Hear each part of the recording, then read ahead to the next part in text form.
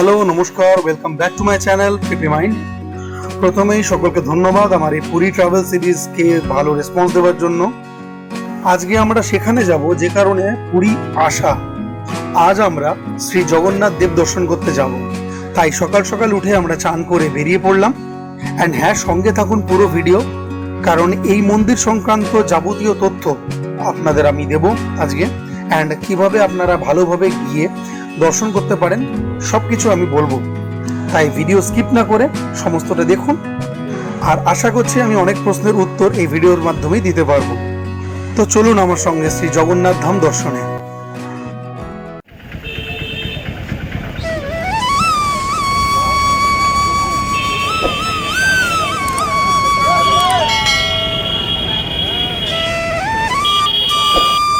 অটোয় বা টোটোয় এলে মন্দিরের এই জায়গায় সামনে নামিয়ে দেবে, এখান থেকেই আপনাদের ঢুকতে হবে, কিন্তু হাঁটা খুব একটা বেশি নয়। আর গাড়ি নিয়ে এলে গাড়ি পার্কিংয়ে রেখে ওখান থেকে আবার আপনাকে একটা টোটো করে আসতে পারেন বা হেঁটেও আসতে পারেন।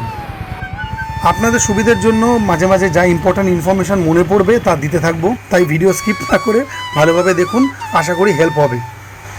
প্রথম যেটা বলবো, প্রথমে ঢুকেই আপনারা কেউ না কেউ গিয়ে লাইনটা আগে দেবেন, কারণ লাইনটা কিন্তু নিমেষে অনেক লম্বা হয়ে যায়। বড় দল গেলে 2জন বা 3জন গিয়ে লাইন দিন আগে, তারপরে বাকিরা গিয়ে জুতো বা মোবাইল এগুলো গিয়ে জমা দিন।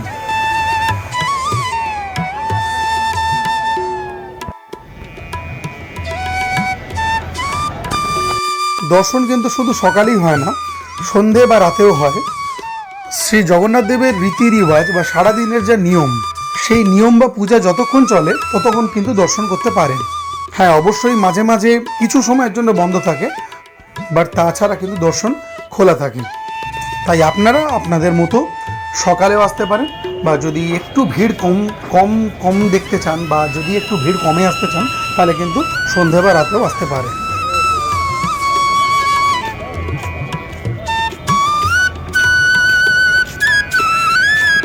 মন্দির চত্বরে ঢুকলেই দেখতে পাবেন আপনারা এখানে টয়লেট আছে পুরুষ ও মহিলার জন্য, এবং জুতো রাখার খুব সুন্দর ব্যবস্থা আছে, যেখানে আপনারা জুতো, বেল্ট বা এইসব জিনিস অ্যান্ড অবশ্যই মোবাইল ভালোভাবে সেফলি রাখতে পারেন।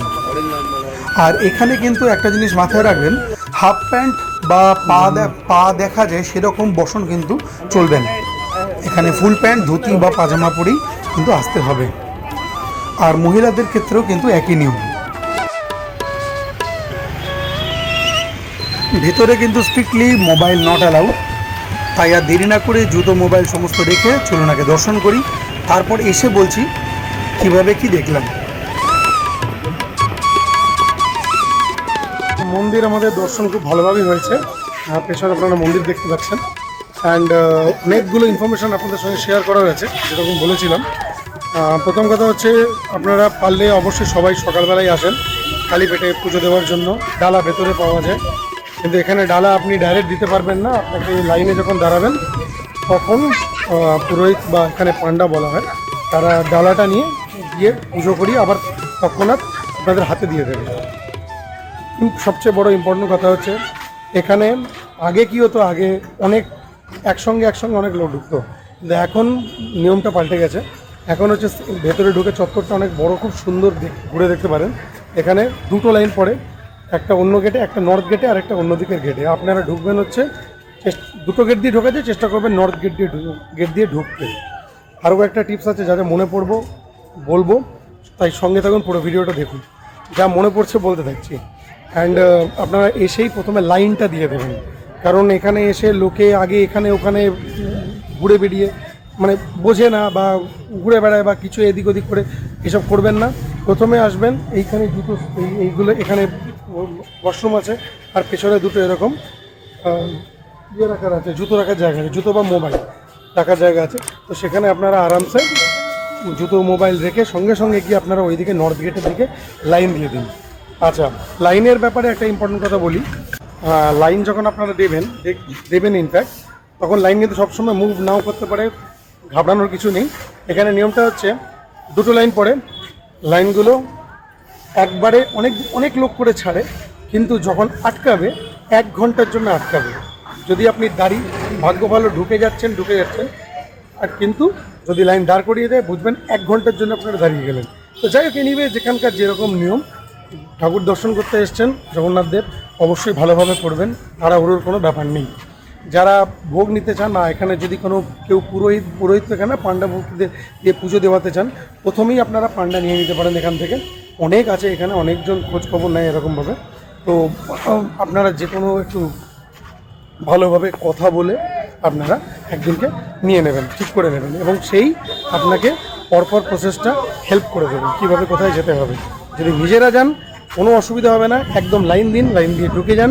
আচ্ছা, আরও একটা ইম্পর্টেন্ট পয়েন্ট হচ্ছে, যখন আপনি মন্দিরে ঢুকলেন, ঢোকার পরে আরও একটা লাইন পড়ুন। তো মন্দিরে যখন ঢুকবেন মন্দির চত্বরে, তো আপনারা দেরি করবেন না, ওখানেও মেন মন্দিরের সামনে, জগন্নাথ দেবের মন্দিরের সামনে আরেকটা লাইন পড়ে। আপনারা তখন প্রথমেই গিয়ে ওইখানটা লাইন দিন, কারণ ওই লাইনটা কিন্তু প্রচণ্ডভাবে বড় হয় আর হঠাৎ করে লাইনটা বেড়ে যাবে। তো আপনারা একদম শুরুতেই ওই লাইনটা দিয়ে দিন। প্রথমে ভালোভাবে দর্শন করুন, দর্শন করার পরে লাইন আস্তে আস্তে ছাড়ে, ওটা 1 ঘন্টা না, ওটা মোটামুটি একটু পরে ছাড়ে, কিন্তু আপনারা দর্শন করুন ভালো করে। তারপরে আপনি বাকি মন্দির, যা মন্দির ঘোরার মন্দির চত্বর ঘুরে ঘুরে দেখুন। আর এখানে আরেকটা জিনিস বলে দিই, কোনো মন্দিরে কোনো নিয়ম কানুন ওরকমভাবে যে এত পুজো দিতেই হবে, এত ডালা দিতে হবে, কোনো ব্যাপার না। আপনারা আপনাদের সাধ্যমতো যার যেরকম ইচ্ছে যে পুজো দিতে পারেন। যদি ডালা নাও নেন, ভালোভাবে দর্শন করতে পারেন। ওখানে প্রণামী বাক্স আছে প্রত্যেক মন্দিরের সামনে, সেই প্রণামী বাক্সতে আপনাদের ইচ্ছে মতো প্রণামী দিতে পারেন। আর খালি পেটে আসবেন, অবশ্যই সবাই আসেন, অ্যান্ড ভালো করে পুজো দিন আর ভালোভাবে জগন্নাথ দেব দর্শন করুন ভালোভাবে। আর অবশ্যই জল নিয়ে আসবেন, ভেতরে কিন্তু কিছু পাওয়া যাবে না, জল কিছু পাওয়া যাবে না সেরকম, জল নিয়ে আসবেন। আর বেরিয়ে আমি কি দেখছি, বেরিয়ে হয়তো টিফিন খাবার, ব্রেকফাস্ট খাবার জায়গা আছে। তো আমরা এখন বেরোবো, মন্দির দর্শন হলো, তারপরে বিচে গিয়ে আপাতত এনজয় করব। তো মন্দির আসুন, ভালোভাবে দর্শন করুন। জয় জগন্নাথ।